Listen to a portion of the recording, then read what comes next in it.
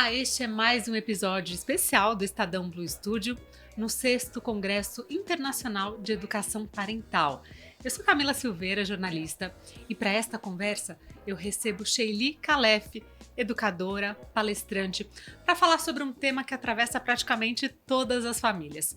Filhos hiperconectados, lei de uso dos celulares nas escolas e a crescente presença da IA na vida de crianças e adolescentes. Sheili, seja muito bem-vinda, é um prazer recebê-la aqui. Bom, já dei um panorama aqui inicial sobre esse novo cenário, né? Esse cenário digital que faz parte da vida de todas as famílias, né? Tá presente na vida de todo mundo, praticamente. Queria que você falasse um pouco o que isso afeta na vida das famílias, das crianças e adolescentes, o que a IA, o uso de celular, também como afeta a parentalidade, a educação parental e a vida de todos. Desculpa. Quem não tem um problema hoje em relação aos filhos conectados, me conta, porque eu não conheço essa família, né? Você me disse que seus filhos não jogam ainda, com 7 anos ainda não jogam online. Nossa, geralmente eles já jogam, ou joguinhos offline, mas que são baixados, né?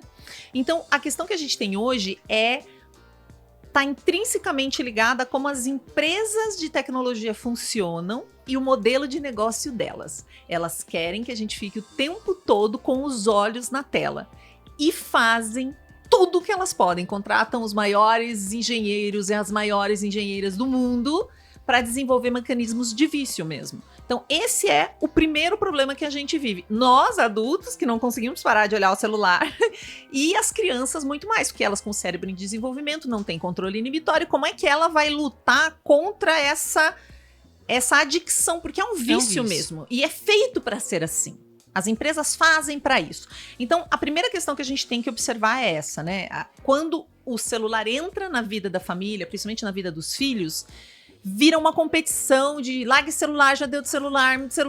Controlar o tempo de tela começa a virar uma tensão dentro da família.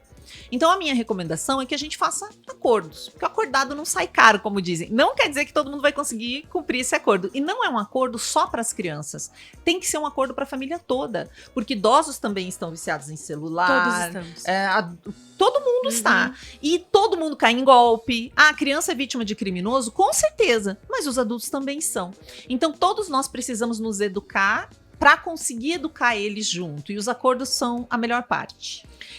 Então, pegando esse gancho dos acordos, quais seriam esses acordos possíveis, né?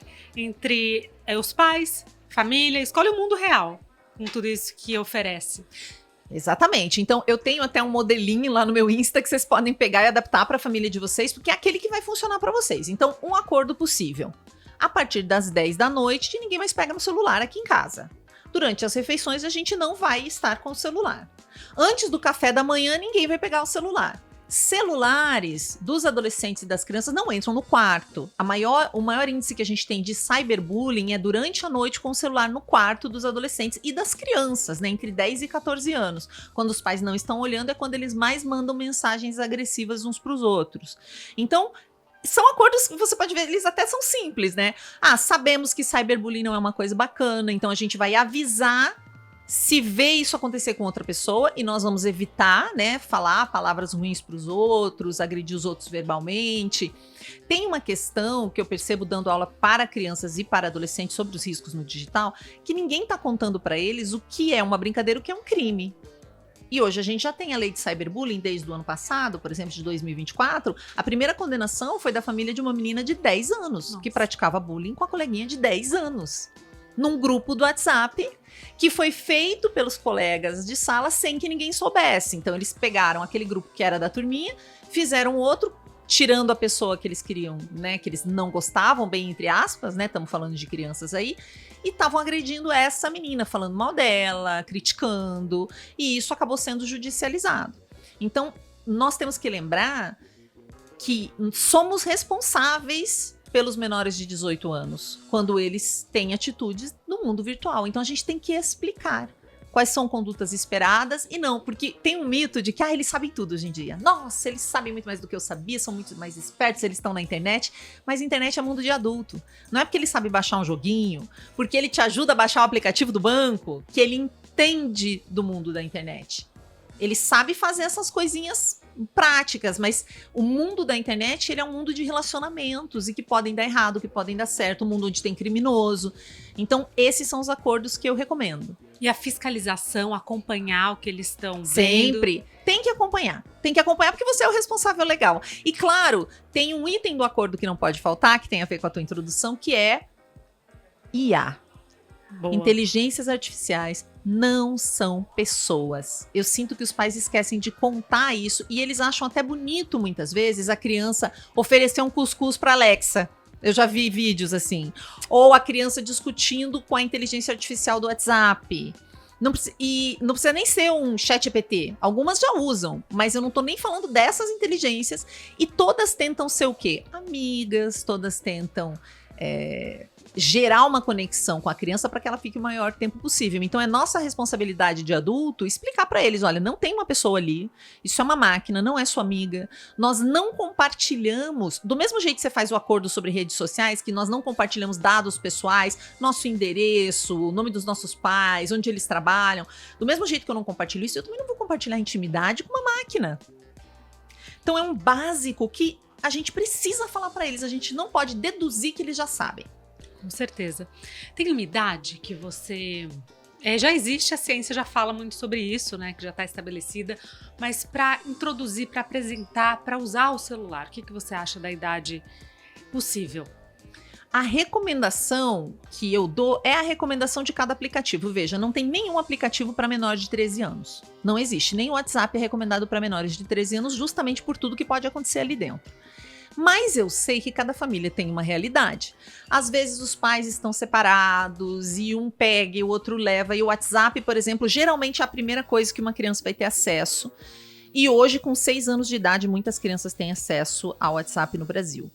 Então você tem que ter muita conversa sobre isso. Então eu diria para você sempre respeitar a classificação indicativa daquilo que você quer oferecer. Do mesmo jeito que um filme tem uma classificação indicativa, Instagram é para 16 anos no Brasil.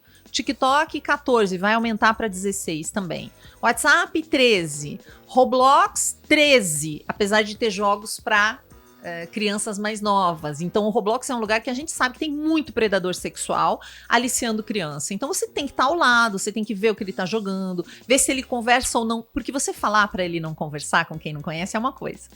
Você acompanhar ele jogando é outra coisa.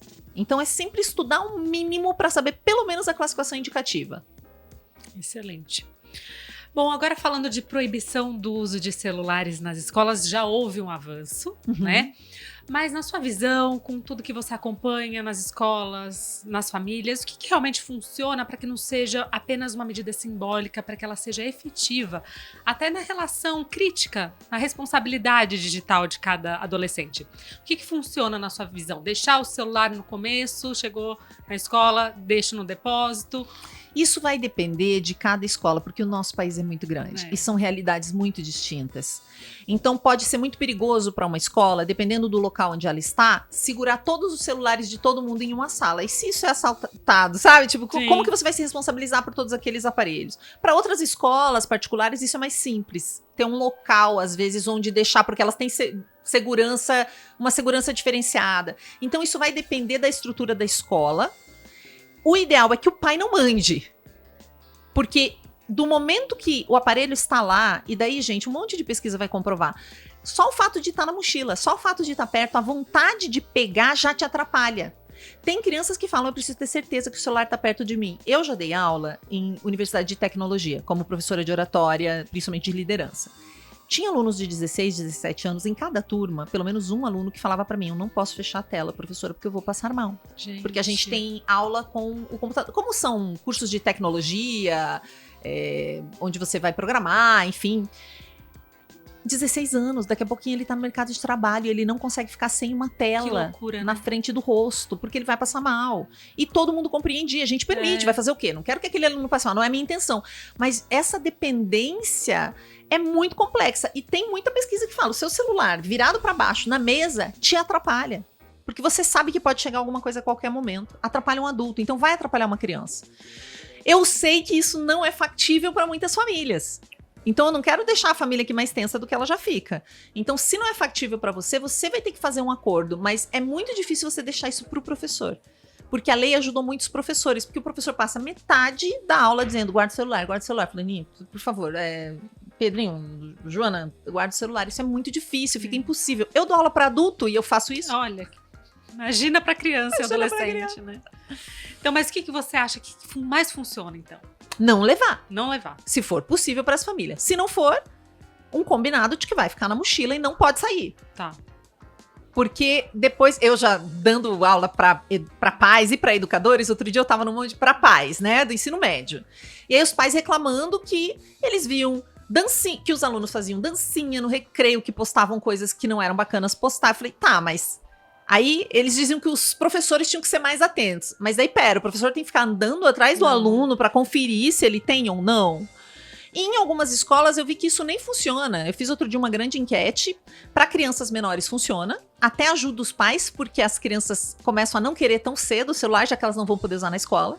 Agora, para os maiores do ensino médio é bem difícil que eles não usem. Mas eu acho que tem que ser um acordo da família. Mas a família precisa ajudar muito nesse caso, porque deixar essa responsabilidade com o professor é muito complicado. Tem essa parte da família que a família deve assumir, né? Essa responsabilidade. Tem que assumir. Porque, imagina, você cuida do seu filho. Não... O professor tá com 30. Né? Cada um tem que fazer sua parte. Desumano, né? Desumano mesmo. E agora, então, Sheili, nesse universo, né, de conectividade, risco, muitos estímulos, como tornar esses jovens, crianças é mais difícil, mas a gente pode também contribuir para esse processo, mas como tornar jovens e adolescentes mais críticos, não apenas usuários passivos, né?